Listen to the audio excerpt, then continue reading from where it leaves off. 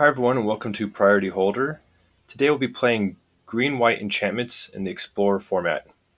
Let's go ahead and span the deck here. So, if you watch my red-white enchantments video, you'll notice the core is pretty much the same. It's centered around all that glitters and its cousin Michiko's Reign of Truth. Trying to get a lot of enchantments out there to maximize the value of these to punch through lots of damage. Pious Wayfarer gives us triggers when we cast enchantments, and our removal is Heliod's Punishment. Temporary removal, but it usually is enough time for us. And let's see what green offers us. So green, most importantly, gives us Jukai Naturalist. 2/2 lifelinker that causes enchantment spells we cost 1 generic less to cast. That allows us for some very explosive turns. As you can see, we have many strong cards that can benefit from that reduction right there. Likewise, we also have another strong card called Weaver of Harmony. So the first text is it gives enchantment creatures a +1/+1 anthem. That's nice. But the second ability turns out to be very relevant. It allows us to copy an activated or triggered ability from an enchantment source, and we could choose new targets. So what Weaver lets us to do with that copy, ability text, it allows us to copy things like Ranger class's Wolf token trigger, or the +1/+1 counter trigger, or Michiko's Reign of Truth first 2 chapters, or Alseid of Life's Bounty. So anyway, you could see there's a lot of pretty strong targets for this copying ability. And then we also have Fang of Shigeki. Just wanted some more early plays. It's an enchantment creature. Not super enthusiastic about this. And the mana base, optimizing the lands I have, the wild cards I have, and trying to pack some value in there with creature lands and channel lands. Now, in the games that you'll see, I do not have Jegantha as my companion because I didn't realize it till afterwards that I have a free Jegantha companion. So anyway, if you build it, you want to include Jegantha because it's going to be just to give you a little bit more value. Now let's look at over in the sideboards for some things I consider that didn't make the cut. Demotion is another removal. It doesn't shut down the offense, but it makes it so they can't block. It shuts down activated abilities. Something to consider. God's Willing, honestly, with 4 Alseids and 4 Karametra's Blessings, might be covered, but just good to consider. Legion's Landing. This seems pretty strong and gives us some longevity against control decks. Maybe really should be in the deck. Paladin class. Just another cheap enchantment to consider. Sentinel's Eyes as a recursive enchantment to consider. A little bit extra value with the Vigilance. Snakeskin Veil on the same line as God's Willing. Now, many enchantment decks I've seen, especially standard ones, will play Generous Visitor and Kami of Transience. I don't like them a whole lot. Visitor is only good in the early game, and I don't like them because they are not themselves enchantments, so they really reduce your enchantment count. I like going with more really enchantment dense build like you see here. Another thing to consider is Jugan Defends the Temple, just different modes and value. First Iroan games, and possibly March of Otherworldly Light is just like a strong, versatile removal spell. Those are the main considerations. But yeah, let's see how it does and jump into some games. All right, game 1. Pretty easy to keep this hand. Have a number of things you could play in turn 2.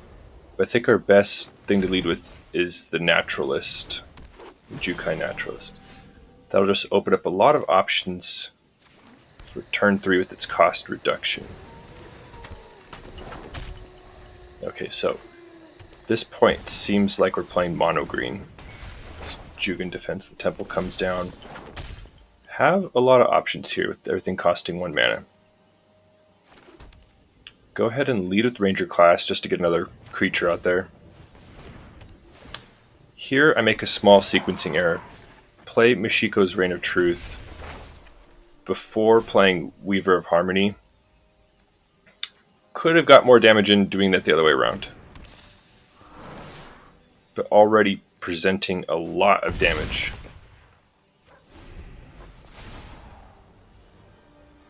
So opponent gets some 1/1 counters.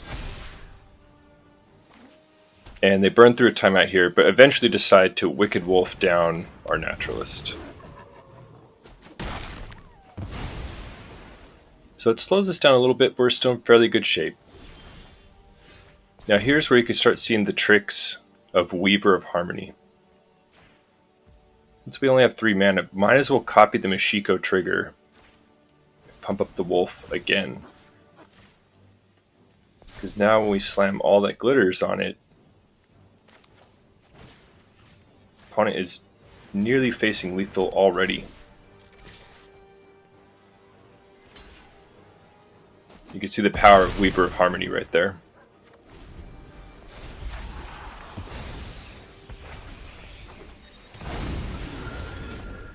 Okay, so the Saga flips. They play Rawness. It has Death Touch and returns to the, I think, top or to the 3rd card in their library when it dies, so a resilient threat. At this point, try and just minimize their options. Decide to put Heliod's Punishment on Ronus and play Alseid as a setup for next turn. So opponent is in huge trouble here. Just send him with the wolf. Probably could have sent him both. Okay, opponent takes the damage. And the opponent doesn't realize it right now, but they need to get rid of Alseid or else they lose next turn. Or when it comes to our turn, I should say. Alright, so they play Garrick. We are not concerned about that. Respect for nature is always returned. And opponent also plays Incubation Druid. So with Alseid and our large creatures, we just simply need to give protection from green and get one of them through. So they're a goner. Alright, so we could have just sent any one of them through, but just for thoroughness, I decided to copy the trigger with Alseid. So it's something you can do with Weaver of Harmony. This is going to give our 2 largest creatures protection from green. And opponent has seen enough. Alright, another good hand. Always happy to see Pious Wayfarer in the opener. And if possible, we'll almost always open with that creature. It is part of what allows for the explosiveness of this deck, because we have so many enchantment plays, it just shells out a lot of damage in the early turns, puts the opponent quickly on the back foot. I'm a little worried about a counterspell, but decide to just send, Ranger class. It resolves, we get our trigger, we get our wolf.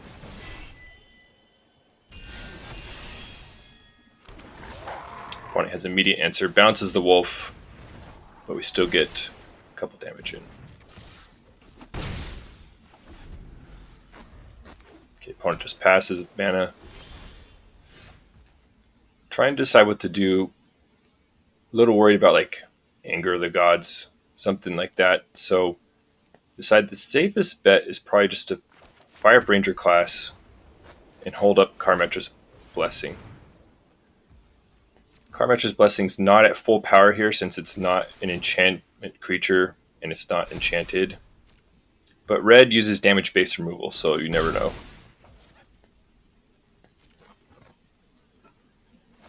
So they use Magma Opus's Treasure ability, and that gives us a clue of what we're up against. Possibly Torrential Gearhulk. Okay, so this is a key moment right here. We're able to fend off the Fire Prophecy with Karametra's Blessing, keeping our threat in play. Flooding out a little bit right now.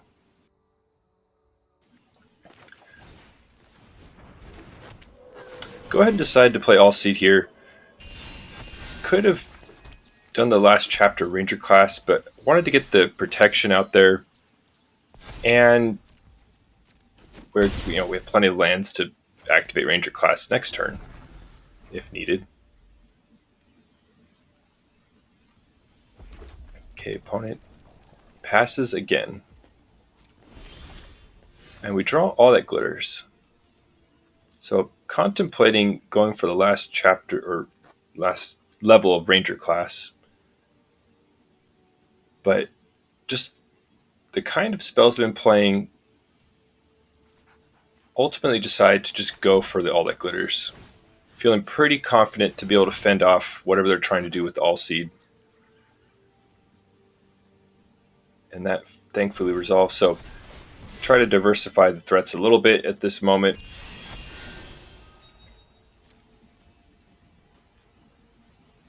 And send them in. And I strongly suspect having to sacrifice Alseid at some point, so go ahead and put the counter on the Wayfarer.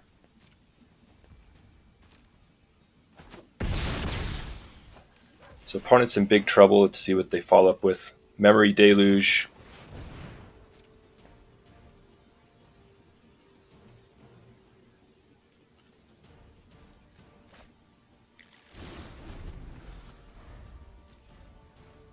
All right, happy to see big score here. Another Magma Opus hits the bin, and they've seen enough. All right, next game. Another great hand. Always happy to see Pious Wayfarer in the opener. And just some great follow-ups right after that. Ranger class, Weaver of Harmony.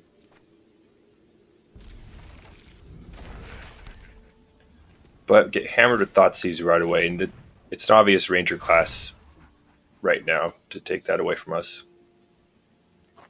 Which they do. We get another Weaver. Use the white pathway to get Pious Wayfarer in play.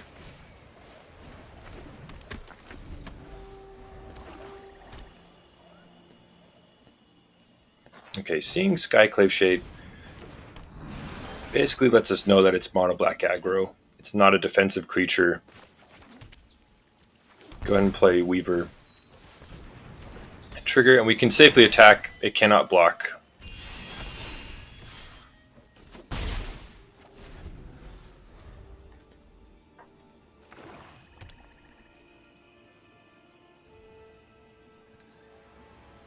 Opponent attacks.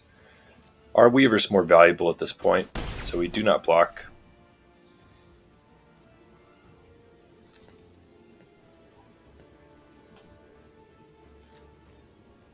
Post-combat, they Blood Chief's Thirst down our Weaver. And then Fatal Pushing the Wayfarer. Alright, so that's a very nice draw. It allows us to lead with Naturalist and then play Weaver thanks to the cost reduction.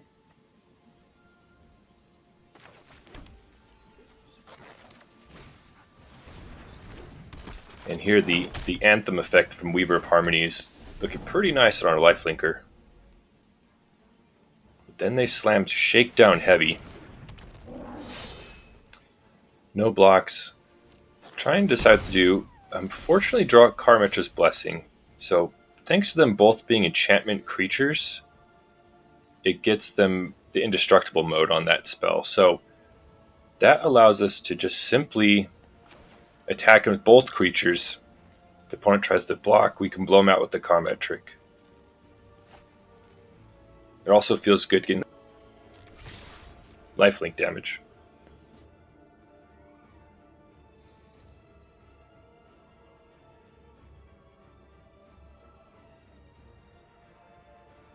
Opponent thinks about it for a bit, wondering whether or not to call our bluff here.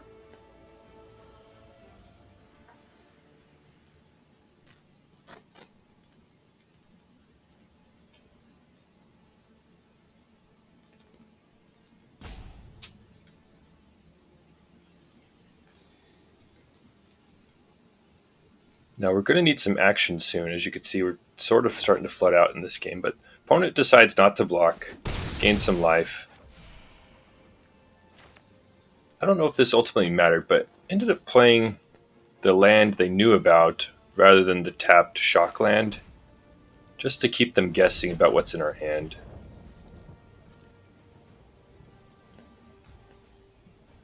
Alright, so they send both in. This time, opt for them to draw the card, because we could just sort of keep bluff attacking through the Shakedown Heavy, so we don't really mind it being on defense. Rotting Regisar. That is one we can't really bluff through. But we draw Heliod's Punishment, which is incredibly nice right now. So that allows us to shut down the Regisar. Unfortunately, it won't be discarding because of it, but it just eliminates it as a threat for the time being.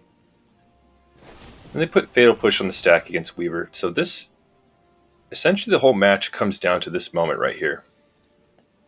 Do you use the Karametra's Blessing on it, or do you keep it to keep bluff attacking? Thought about it for a while, ultimately decided I have nothing really else going on, so decided to just save it. Weaver still has Indestructible because of Karametra's Blessing, so I could send that one safely in. But the Naturalist is sort of let stranded. Opponent takes it. Decide to hold the land because now they have the fear of Karametra's Blessing in them. They play white. Play another Hive. Attack with both. At this point, we have 12 life. There's 9 damage coming at us. They have no blockers, no cards in hand. And we have so many ways to just draw a card and kill them. Like All That Glitters, Michiko's Reign of Truth, even Karametra's Blessing. So decide just to take the damage here. Okay, so didn't quite get there with the explosive cards, but Ranger class is excellent. Because that allows us to leverage Weaver of Harmony. So with Weaver, you can copy the first ability and make an additional wolf token. This is just why Weaver of Harmony is so good.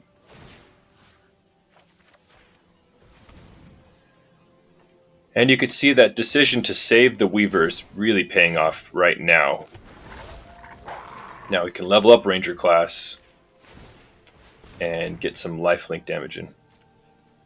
So opponent, good gaming us. Not quite sure why. They must have thought they could kill us next turn. But with activating Hive and sending everything in, we can always opt to just untap the Shakedown Heavy Root from combat. So they can't actually defeat us as the board stands right now. And I think they start realizing that right now. Opponent is in a tough spot because we are almost dead, but they're almost dead. So they ultimately do not attack with anything. Now, All That Glitters is an incredible draw. You notice my timers went down. I was doing a lot of calculating, trying to figure out what to do. Ultimately, I wanted to put it on a creature and get that creature. Essentially, I wanted to force the double chump or double block with the Shakedown Heavies. To do that, I needed Naturalist to get 10 toughness.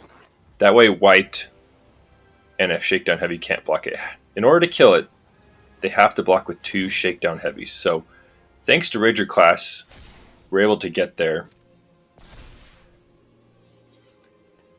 So opponent thinks about it and decides to just double block with the Shakedown Heavies, which is good for us. Removes both of them. We gain a ton of life. Feeling pretty nice about that exchange and have enough mana left over to get level 3 on Ranger class.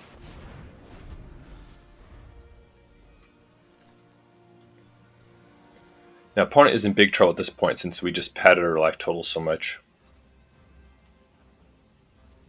Okay, so keep a card in hand. Go ahead and play Ranger class. Weaver is amazing once again. Just activate it, make another wolf token.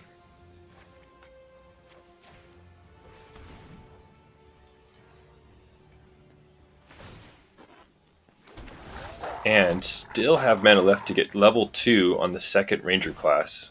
So feeling pretty excellent at this point. Takes me a second, but eventually realize it's good to attack with both wolves. Thanks to ranger classes being in play. Opponent's really running out of options here, so eventually get there and realize both of them should head in.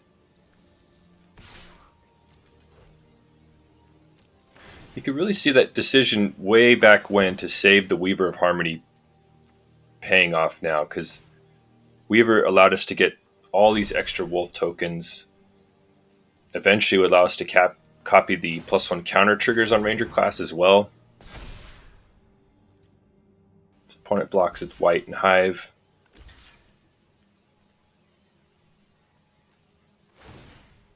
And gets a zombie token for their efforts.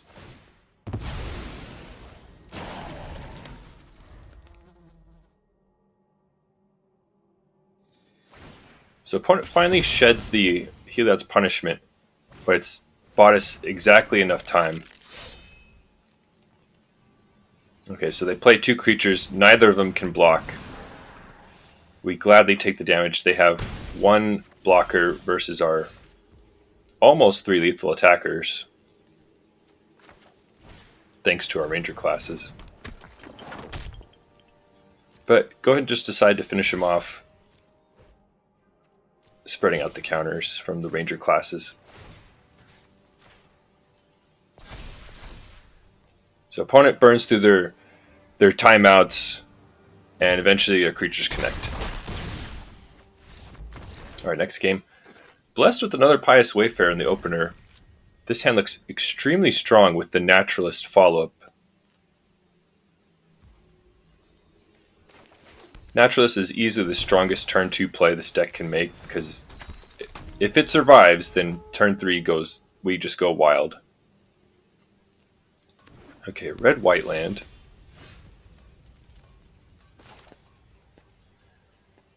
Could Shaka and Temple Garden save the Boseiju, but decide to save damage. Okay, get the trigger on Wayfarer, send it in. Getting a lifelinker in play versus a red deck feels pretty good. Okay, opponent plays Illuminator Virtuoso. So that pretty much clues us in that it's Feather that we're playing against. But Naturalist survived, so we are going to go wild. Go ahead and just empty the whole hand at this point. Just leading with the Wayfarer to get maximal triggers. And opponent tends to build on singular threats. So go ahead and just dump the Heliod's Punishment on there, and it allows us to boost our lifelink damage at this point. Send in with everything we can. Feeling pretty good. Not out of the woods yet, but feeling pretty good. Okay, opponent burns through their timeout without casting anything. And we draw Weaver. Now, they could have... I don't think they usually play Bone Crusher Giants, but they could have a couple other removal spells. Okay, so go ahead and get to level 2. Play the Weaver. At this point, decide to spread out the triggers just to diversify threats at this point. It's tempting to go all in on the lifelinker, but I'm worried about like just one removal spell undoing everything. Alright, send everyone in. Get a Ranger class trigger. In the spirit of diversifying, put it on the Wolf. Opponent goes to 1. Almost got them right there on that turn.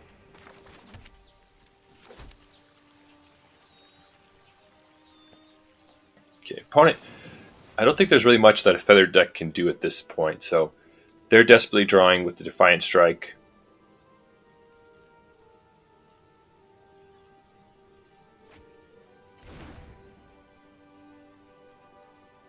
It gets to their turn.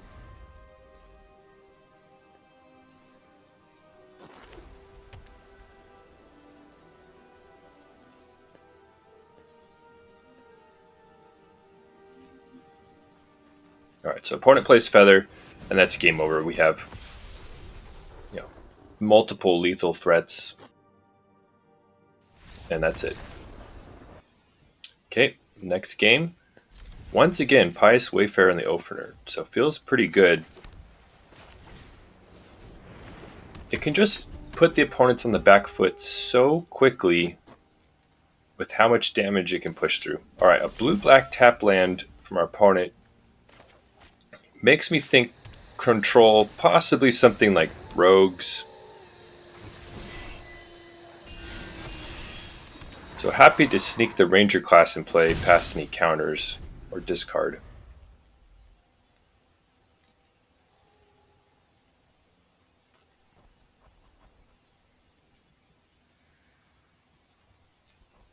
Okay, opponent plays the land. Very happy to see Search for Escanta. That's much too slow for the kind of gameplay we're about to do right here this turn. So I'm a little leery of a board wipe. So I do not play the other ranger class at this moment. Just decide to level up, play tap land.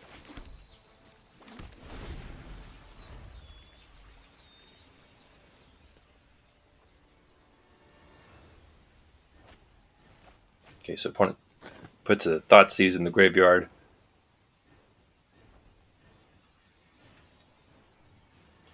And you could see it. Okay, so Infernal Grasp, they take 2. We're very happy about that. You can see we played 3 turns and they're at 12. So this deck can really just shell out lots of damage. Now there are definitely options as what to do here. I'm a little worried about, Anger the Gods or some other kill many creatures spell. Decide to play the other ranger class and level up the other one. And create at least one large wolf threat. So that gets it to 4 toughness, gets the opponent down to 8, and it feels really good having all that glitters in hand. So opponent puts Bolus in the graveyard. That's a pretty good sign for us.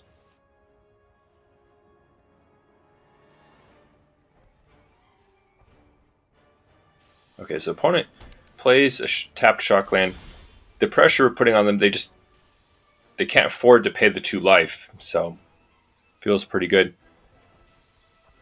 Karametra's Blessing makes everything feel pretty safe.